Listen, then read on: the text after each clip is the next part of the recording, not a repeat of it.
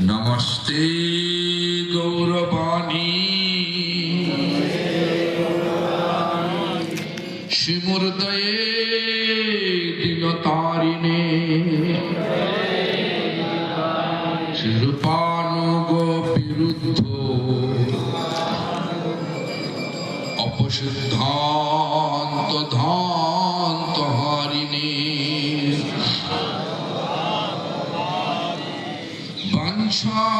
कल्पतरुभ्यश्च कृपा सिन्धुभ्यैव च पतितानां पावनेभ्यो वैष्णवेभ्यो नमो नमः। भज श्री कृष्ण चैतन्य प्रभु नित्यानंद श्री अद्वैत गदाधर शिवासादि गौर भक्त वृंद। हरे कृष्ण कृष्ण कृष्ण हरे हरे हरे राम राम राम हरे हरे। যেন গলা স্বর নেই, ঝগড়া করার সময় স্বর করতে হবে। ভগবানের নাম করা স্বর নেই মানে গন্ডগোল আছে। সব গন্ডগোল ঠিক করতে হবে। তো যাই হোক, আগে আমাকে ঠিক করে নি। সর্বাগ্রে শ্রী ভগবানের অভিন্ন প্রকাশ বিগ্রহ শ্রী ভগবত জ্ঞান প্রদাতা, ভগবানের সেবা অধিকার প্রদানকারী, গোপীনাথ গৌড়ীয় মঠ প্রতিষ্ঠানের প্রতিষ্ঠাতা, गुरुपाद पद्म नित्य लीला प्रविष्टो वैष्णवपाद स्तोत्रसित श्री श्रीमद भक्ति प्रमद पुरी गोस्वामी ठाकुर। परम गुरुपाद पद्म सारा विश्वे से गौड़ीय मठ प्रतिष्ठानेर मूल प्रतिष्ठाता, नित्य लीला प्रविष्ट शिल प्रभुपाद भक्त सिद्धांत सरस्वती गोस्वामी ठाकुर तथा संप्रदाय द्वारा नियुक्त सकल आचार्य वृंद, शुद्ध भक्त वृंद और सदस्य वृंद सकलेर श्रीपाद पद्मे जानाई दंडवत प्रणाम। सकले आमार प्रति प्रसन्न। इस सभा उपस्थित त्रिदंडीपादगण, वैष्णव वृंद, वैष्णवी वृंदा, मातृमंडली, सज्जन वृंद तथा ग्रामवासी वृंद सकल के जानाई तुम्हार यथायोग्य सम्भाषण। सकल आमार प्रति प्रसन्न। आजकेर विषय कोनो ठीक करा नेই, किन्तु विषय आमादेर एकटाई, भगवान के लाभ करते হবে। कलिजुग, যে কলিযুগে চৈতন্য মহাপ্রভু মানে ভগবান কৃষ্ণ, স্বয়ং ভগবান কৃষ্ণ ভক্ত বেশ অবলম্বন করে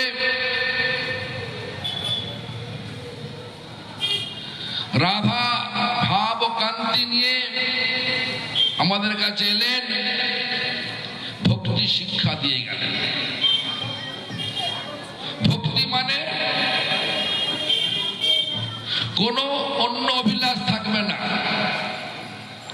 ইন্দ্রের কোনো ইচ্ছা পূর্তি, ইন্দ্র তৃপ্তি, এসব অভিলাষ থাকবে না। অভিলাষ ইচ্ছা থাকবে না,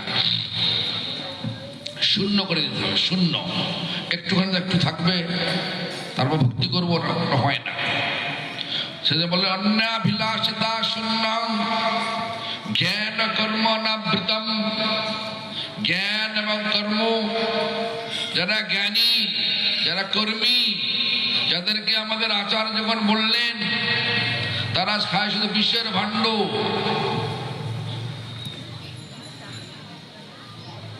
কর্মকাণ্ড জ্ঞানকাণ্ড কেবলই বিশ্বের ভাণ্ড। অমৃত বলিয়া যেবা খায়, নানা জনি ভূমি মরে, কদরজ ভক্ষণ করে, তার জন্ম ধপাতে যায়। আচার্যের কথা, আমার কথা নয়। কর্মী মানে যারা চায় শুধু লাভ, পূজা, প্রতিষ্ঠা, তাদেরকে বলে কর্মী বলেন। যে কাজের দ্বারা, যে কার্য করে আমরা শুধু লাভ, পূজা, প্রতিষ্ঠা মানে ভৌতিক লাভ, পূজা, প্রতিষ্ঠা চাই, তাকে বলা হয় কর্মী, তাদেরকে বলা হয় কর্মী। আর যারা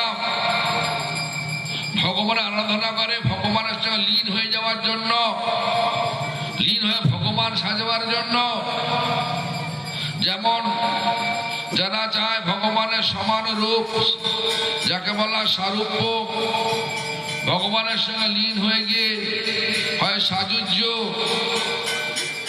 ভগবানের সান্নিধ্যে থেকে বলা সামীপ্য, ভগবানের সমান লোকে বাস করে ভগবান সেজে, যাকে বলা সালোক্য, ভগবানের ঐশ্বর্য নিয়ে যাকে বলা শাস্তি।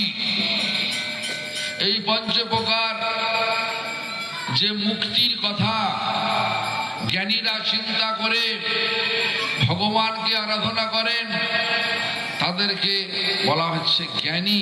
বলছে কর্মকাণ্ড জ্ঞানকাণ্ড কেবলই বিষের ভাণ্ড। কেন? এই কোনো কামনা বাসনা নিয়ে থাকলে আবার আসে ভৌতিক জগতে, দুঃখ যন্ত্রণাগ্রস্ত জগতে এসে দুঃখ ভোগ করতেই হবে।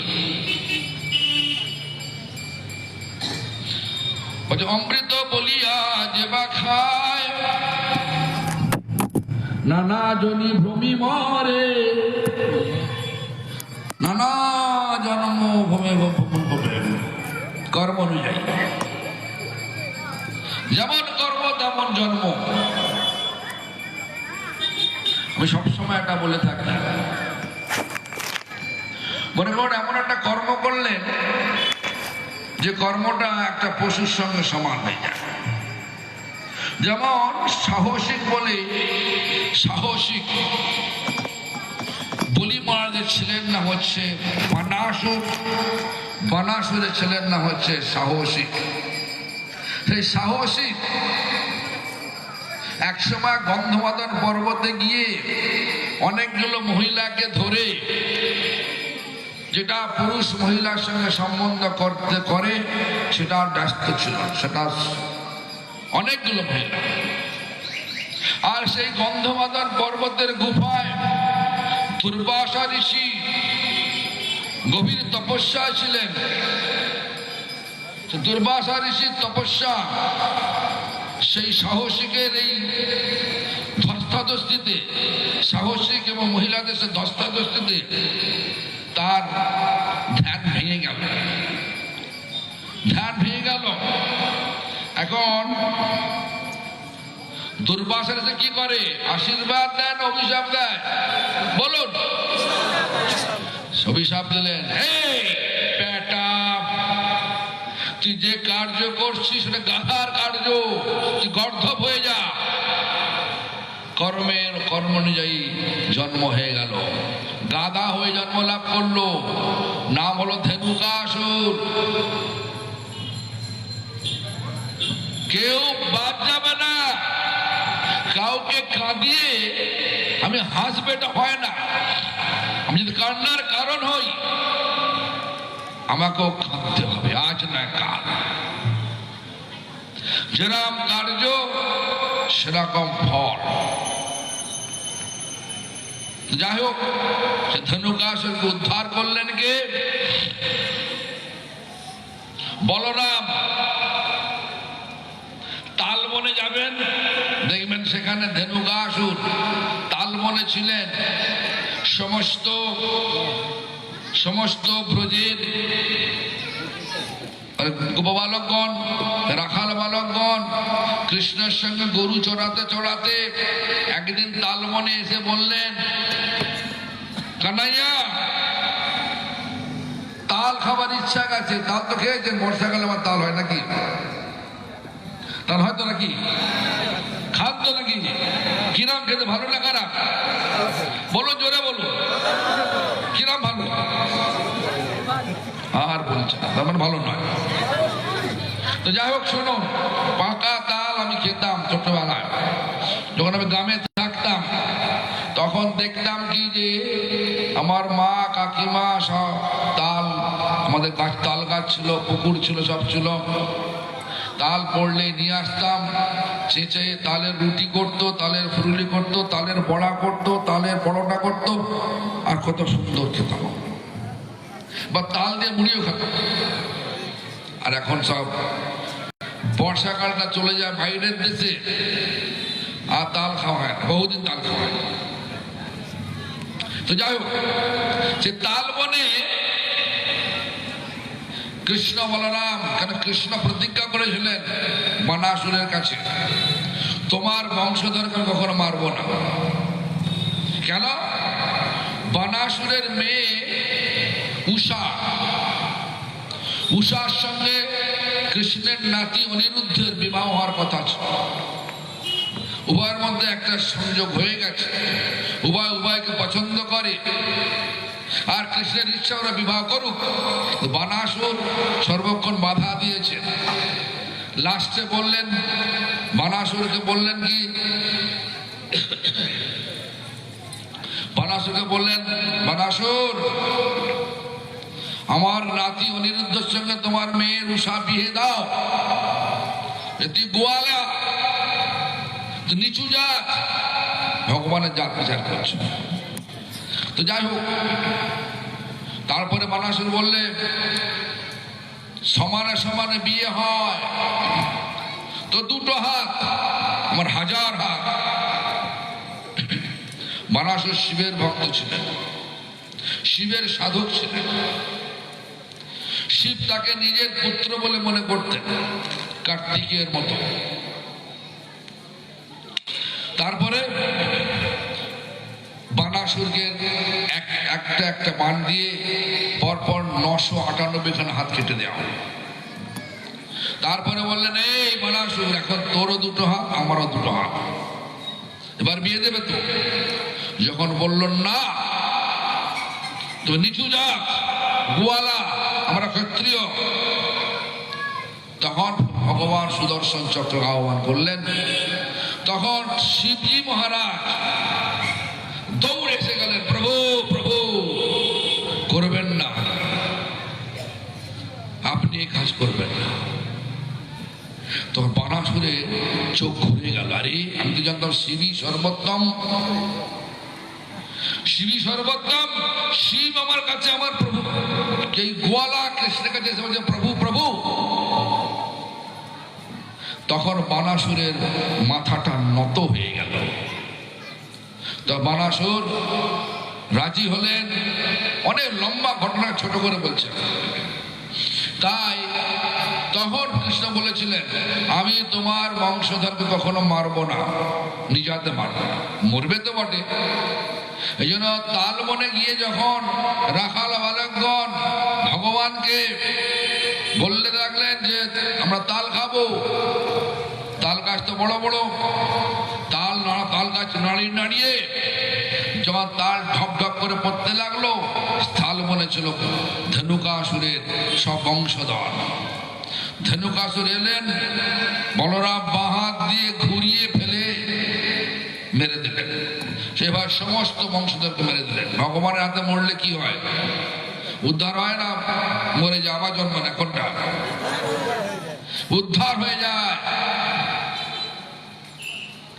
তাই দেখুন, কর্ম অনুযায়ী সেই বানাসুরের ছেলে সাহসী, তাকে দুর্বাসের অভিশাপ দিলেন, ধনুকাসুর হয়ে গেল, এখন উদ্ধার হয়ে গেল। সর্ব জায়গায় দেখবেন কর্ম অনুযায়ী আমাদের জন্ম হয়। কর্ম কি করতে হবে? ভগবানের সুখের জন্য করতে হবে। ভগবান নিত্য, আমরা সুখ, আমাদের সুখ হবে নিত্য, মানে কখনো দুঃখ হবে না। সেই জায়গাটা কোথায়? সেই জায়গাটা কোথায়? এই গ্রামে নাকি? না, সে জায়গাটা হচ্ছে ভগবানের পাদ পদ্মে। আছে কোথায় ভগবান? ভগবান আছে হরি নামে আছে, ভগবান আছে ভক্তের হৃদয়ে রয়েছেন। নরোত্তম ঠাকুর বললেন, তোমার হৃদয়ে সদা গোবিন্দ বিশ্রাম, গোবিন্দ কহেন মম বৈষ্ণব প্রধান। এই জন্য আমাদেরকে ভালো করে বুঝতে হবে, কলিযুগের ধর্ম হয় নাম সংকীর্তন, এতত্ত্বে অবতীর্ণ শ্রী শচীনন্দন। আর এই শচীনন্দন গত দুদিন আগে চন্দ্রগ্রহণের কালে আমাদের সকলকে হরি কীর্তনে মুখরিত করে আবির্ভাব লীলা করেছিলেন। আমরা সেটাকে স্মরণ করেছি। আজ থেকে 540 বছর আগে যে লীলা করেছিলেন সেটা আমরা স্মরণ করেছি। আর আজ দুদিন পরেই আমরা আপনাদের গ্রামে এসে গেছি ওই জিনিসকে স্মরণ করার জন্য। কাকে? ভগবানকে স্মরণ করার জন্য। কেন? আমরা ভগবানকে স্মরণ করে নগর কীর্তন করেছি কিনা বলুন? করি হ্যাঁ কিনা বলুন? নগর সংকীর্তন ভগবানের অত্যন্ত প্রিয়। নগর সংকীর্তন করলে ভগবান সকলকে একই রকম কৃপা করেন, একই রকম কৃপা করেন। পাকা আম কাঁচা আম বাঁচেন না। কাঁচা আমের দাম কি বেশি না পাকা আমের দাম বেশি? কোনটা? হ্যাঁ, কাঁচার দাম বেশি, পাকার দাম বেশি। পাকা মানে যারা অভিজ্ঞ ভক্ত, যেমন সজ্জন মহারাজ এখানে এসছেন, তারপরে হচ্ছে আচার্য মহারাজ এসছেন, এরা সব অভিজ্ঞ ভক্ত, এরা পাকা। আমরা সবাই কাঁচা আম। ভগবান একসঙ্গে একইভাবে সকলকে কৃপা করছেন। দেখুন চাঁদ, আর দেখেন তো চাঁদ উঠে, দেখেন তো চাঁদ, চাঁদের কি নিজস্ব আলো আছে নাকি? বলো, আলো আছে নিজের? চাঁদ আলো আলো কোত্থেকে পায়? আবার শাস্ত্র কি বলছেন? কৃষ্ণ সূর্য সম, মায়া হয় অন্ধকার। কৃষ্ণ সূর্য, সূর্যের আলো তাপ, জ্যৈষ্ঠ মাসের তাপে দাঁড়াতে পারবেন? পারবেন দাঁড়াতে? চাঁদের আলো সারা থাকতে পারবেন? চাঁদের আলোতে সারাদিন থাকতে পারবেন? সারা রাত? হ্যাঁ, এইটা হচ্ছে কার্য। চাঁদ হচ্ছে চাঁদ হচ্ছে শুদ্ধ ভক্ত, আর সূর্য হচ্ছে কৃষ্ণ। কৃষ্ণের ডিরেক্ট কৃপা আমরা সহ্য করতে পারবো না, নিতে পারবো না। কিন্তু চাঁদের আলো সকলে পাবে, সকলে পেতে পারে যদি ঘর থেকে বেরোয়। একটু মায়ার বন্ধন থেকে বেরোবার চেষ্টা করতে হবে। মায়ার বন্ধন থেকে বেরোবার জন্য, চেষ্টা করার জন্য প্রয়োজন কি? শুদ্ধ ভক্তের আশ্রয়ে থেকে এই কলিযুগের ধর্ম কি বললাম? নাম সংকীর্তন। চৈতন্য মহাপ্রভু এটাই বললেন, প্রভু কহে কহিলাম এই মহামন্ত্র, ইহা জপ কিয়া সবে করিয়া নির্বন্ধ, ইয়া হইতে সর্বসিদ্ধি হইবে সবার, সর্বক্ষণ বলইতে বিধি নাহি আর। কিরাম বিধি? মাছ খাবো, মাংস সব খাবো, পরিণাম করবো? না না না, ওটা নয়। সময়টা বলছে, কি শয়নে কি ভোজনে কি বা জাগরণে, অহর্নিশ চিন্ত কৃষ্ণ বলহ বদনে। এই হরিনাম করতে পারলে তবে চাঁদের আলো পাওয়া যাবে। মানে শুদ্ধ বৈষ্ণবের কৃপা, মানে ভগবানের কৃপা শুদ্ধ বৈষ্ণবের মাধ্যম দিয়ে আমাদের কাছে নেমে আসবে। বোঝা গেছে ব্যাপারটা? ভগবানের কৃপা আমরা অনর্থ যুক্ত আছি, পাওয়া যাবে না। আমাদেরকে ভগবানের কৃপাটা নিতে হবে শুদ্ধ ভক্তের মাধ্য দিয়ে। আমাদের সেই সূর্যের আলোটা সর্বক্ষণ নিতে হবে চাঁদের মধ্য দিয়ে। চাঁদ আলো আমাদের শরীর শীতল করে দেয়, সূর্যের আলো গরম করে দেয়। নিতে পারবো না, অনর্থ যুক্ত আমরা আছি, ভগবানের ডাইরেক্ট নিতে পারবো না, কিন্তু শুদ্ধ ভক্তের মধ্য দিয়ে গেলে নিতে পারবো। যেমন ধরুন সমুদ্রের জল খেতে পারবেন ডাইরেক্ট? খেতে পারা যায়? বলো হ্যাঁ কিনা, বলো হ্যাঁ কিনা। কেন? নোনতা। ওই সমুদ্রের জল যখন বাষ্পীভূত হয়ে মেঘ হয়ে জল পড়ে, সে জল খেতে পারবেন তো? হ্যাঁ, দ্রবীভূত হয়ে যায়। ভগবান কৃপাটা যখন পাঠায় শুদ্ধ ভক্তের মধ্য দিয়ে, সে দ্রবীভূত করে পাঠায়। এই জন্য শুদ্ধ ভক্তের আশ্রয় থেকে আমাদের হরিনাম করতে হবে, ধর্ম পালন করতে হবে, তবে হবে আমরা ধার্মিক হতে পারবো। সারা জীবন পূজা করে যান, কিন্তু ভগবানকে অবজ্ঞা করেন, দেবী দেবতাও নেবে না সঙ্গে। অহিরাবণ মহিরাবণ সারা জীবন কালী পূজা করে গেলেন, সেই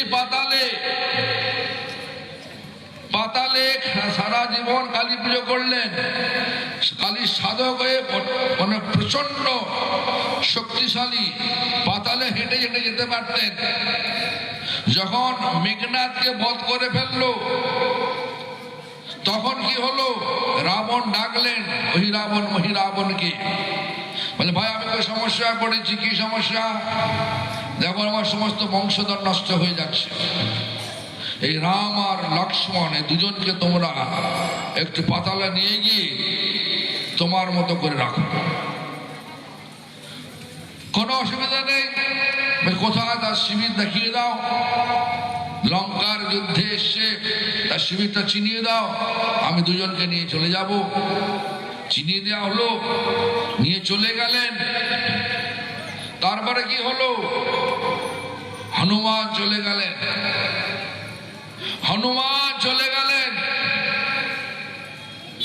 হনুমান দেখছে দাঁড়ির মধ্যে একজন হনুমান ওখানে আছে, তার নাম মকরধ্বজ। মকরধ্বজ দ্বারপাল হিসাবে বসে আছেন, প্রবেশ করতে যাবে না। দুজনের যুদ্ধ হলো, হনুমান তো যাবই। যুদ্ধ হয়ে গেল,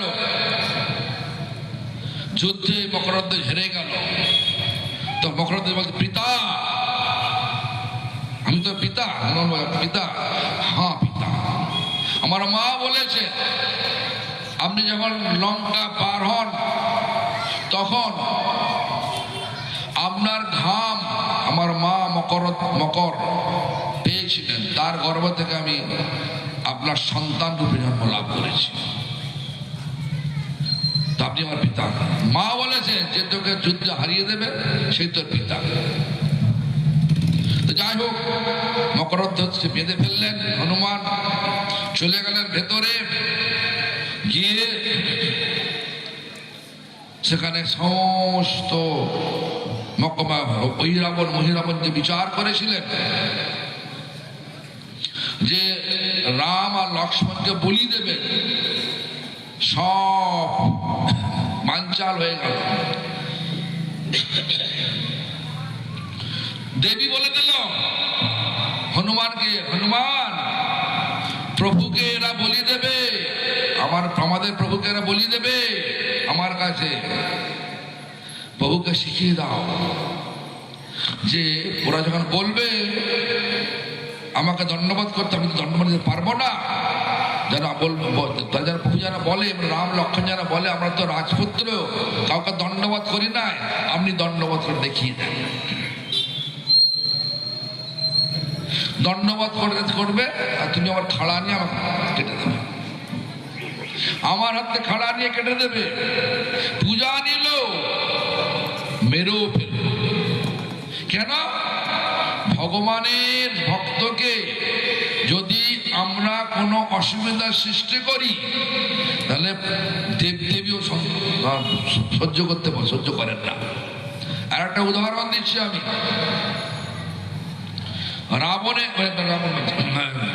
হিরণ্যকশিপুর বোন হোলিকা অগ্নিদেবের তপস্যা করে অগ্নিদেবের কাছ থেকে একটা বর নিয়েছিলেন, তার গায়ে কখনো আগুন স্পর্শ করবেন না। এখন প্রহ্লাদ ভগবানের ভক্ত, তাকে নিয়ে এবার প্ল্যান একটা যুক্তি করলেন, পরিকল্পনা করলেন। হিরণ্যকশিপু তার বোনকে নিয়ে একটা আগুন জ্বালানো হবে, তুই তোর ভাইপোকে নিয়ে ভেতরে প্রবেশ করবি, আগুনের হলকার মধ্যে প্রবেশ করবি। তোর তো বর আছে, তোর তো বর রয়েছে, মানে বর দান করেছে অগ্নিদেব, তোকে আগুন স্পর্শ করবে না। আমার ভাইপো পড়ে যাবে, তোর ভাইপো পড়ে যাবে, মরে যাবে। আমার তো ইচ্ছা ভাইপোকে মেরে ফেলা। কেন? ও কখনো স্বীকার করছে না আমি ভগবান, খালি বলছে বিষ্ণু ভগবান, বিষ্ণু ভগবান, বিষ্ণু ভগবান, আমি ভগবান। হয় নাকি? তাই জোর করে ভগবান হওয়া যায়? সে যে ভগবান হওয়া যায় কয়েক লোকের কাছে বটে, কিন্তু বিশ্বের কাছে ভগবান হওয়া যায় না। বিশ্বের কাছে ভগবান বিশ্বম্ভর, কৃষ্ণ, চৈতন্য মহাপ্রভু, এরা ভগবান। তাই আমাদেরকে ভালো করে বুঝতে হবে তত্ত্বটাকে। দেখুন, সে যখন হোলিকা, হিরণ্যকশিপুর বোন হোলিকা যখন গেল প্রহ্লাদকে কোলে নিয়ে আগুনে প্রবেশ করলেন, কে পুড়ে গেল বলুন? পুরল কে? হোলিকা। কেন? ভগবানের ভক্ত প্রহ্লাদ তাকে মারবার যুক্তি করেছেন। যদিও সেই দেবতা বর দিয়েছেন, সে বর আর কাজ করল না। এই জন্য যাকে যে পূজা করুন, অগ্রে ভগবানের পূজা হবে। আর সে ভগবানের পূজা নাম সংকীর্তন দ্বারাই হয়। এই নাম সংকীর্তন করলে কি হয় না, নাম সংকীর্তন করলে ভগবান একসঙ্গে সকলকে সমান কৃপা করেন। কাঁচা আম পাকা আম বিচার করে না। এই জন্য আমরা পূজা করেছি কি? নগর সংকীর্তন দ্বারা পূজা করেছি, নগর সংকীর্তন দ্বারা। এখন ভগবানের পূজা করতে রত হয়েছি কিসের দ্বারা? হরিকথা, ভগবানের কথার দ্বারা। কেন? ভগবান বলছেন আমি কোথায় থাকি? ভগবানকে জিজ্ঞাসা করে কোথায় থাকেন ভগবান? ভক্ত যে উত্তর দিলে ভগবান কথায় থাকেন। কথা যেখানে ভগবানের হয় সেখানে ভগবান কথা বলেন। কেন? ভগবান নারদকে বললেন নাহম বসামি বৈকুণ্ঠে, বৈকুণ্ঠে থাকি না। যোগিনাং হৃদয়ে নচ, আমি যোগীদের হৃদয়ে থাকি না। থাকি কোথায়?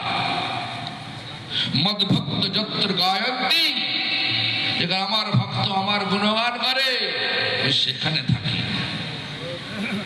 তাই ভগবান থাকে ভগবানের কথায়। এই ভগবানের কথা বলা এবং চুপচাপ শোনা, এটাও পূজা। ভগবানের পূজা, হরিনাম করাটা পূজা, নগর সংকীর্তন করাটা পূজা। এই জন্য আমার বক্তব্য, আমাদের তো সময় হয়ে এসছে, হ্যাঁ, তো 8টার সময় এখানে সভা সমাপ্ত করতে বলেছেন। তা আমার 7:40 হয়ে গেছে, আমি আর সময় নেব না। আপনারা সকলে হরিনাম করবেন, এটা কলিযুগের ধর্ম। নগর সংকীর্তন করবেন, এটা কলিযুগের ধর্ম। হরিকথা বলবেন, কলিযুগের ধর্ম। যেখানে ভগবান আছেন ভগবানের সাথে পূজা করবেন। আর ভগবানের পূজা করতে গেলে ভগবানের সমস্ত জীবকে সম্মান দিতে হয়, সকল জীবকে সম্মান দিতে হয়। ভক্তি ঠাকুর বললেন আমাদেরকে, কি বললেন? বললেন সকলে সম্মান করিতে সকতি, এটা বললেন তো আমার ভক্তি ঠাকুর বললেন। আবার এক জায়গায় বললেন জীবে সম্মান দিবে জানি কৃষ্ণ অধিষ্ঠান। জীবে সম্মান দিবে জানি কৃষ্ণ অধিষ্ঠান। প্রত্যেকটা জীবের মধ্যে অনুরূপে একদম ক্ষুদ্রাতি অনুচিত অংশরূপ জীব, ভগবানের অনুচিত অংশরূপ জীব। এই সেজন্য জীবকে সম্মান দিলে ভগবানের পূজা হবে। এজন্য বৈষ্ণব ধর্মেও আমাদেরকে বারবার মনে করিয়ে দেয় চারটে কথা। জীবে দয়া, জীবকে দয়া করতে হবে। ঈশ্বরে প্রেম, ভগবানের সঙ্গে ভালোবাসার সম্পর্ক রাখতে হবে। স্বজনে মৈত্রী, যারা স্বজন, যারা আমার প্রতিবেশী, যারা আমার আত্মীয়তা সংবদ্ধ আছে, সকলের সঙ্গে কি করতে হবে? মৈত্রী মানে মিত্রতা ভাব, শত্রু নয়। অন্য লোক ভাবতে পারে আমি এ লোকটা আমার শত্রু, কিন্তু আপনি বৈষ্ণব, কখনো ভাববেন না সে শত্রু। আর জীবে দয়া, ঈশ্বরে প্রেম, স্বজনে মৈত্রী, আর নামে রুচি। নাম করবেন, নাম করবেন, অপরকে খরাবেন।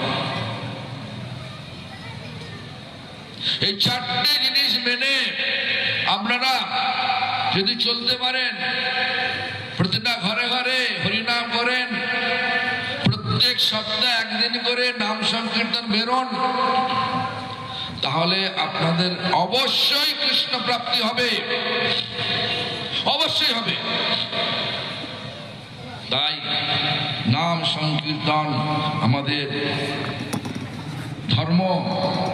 নাম সংকীর্তন করতে গেলে মহাজনের কৃপার প্রয়োজন হয়, আর ঘর ঘর হরিনাম করতে হয়। যে দুটো জিনিস আমরা এখানে এনেছি। এখানে একটা বই আছে, ছোট্ট বই, প্রকাশনা বিভাগ ছাপিয়েছে। হ্যাঁ, এটা আমি লিখেছি। ঘর ঘর হরিনাম, এই বইটা মূল্য বলছে 10 টাকা।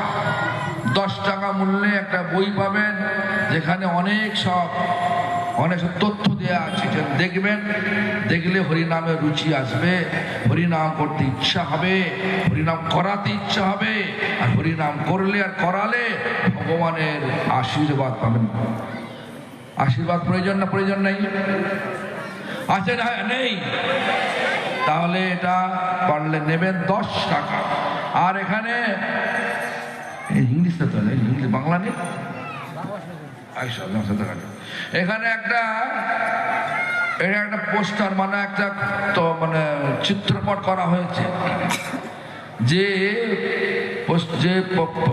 চিত্রপটের মধ্যে 36 জন মহাজন আছেন, পঞ্চতত্ত্ব,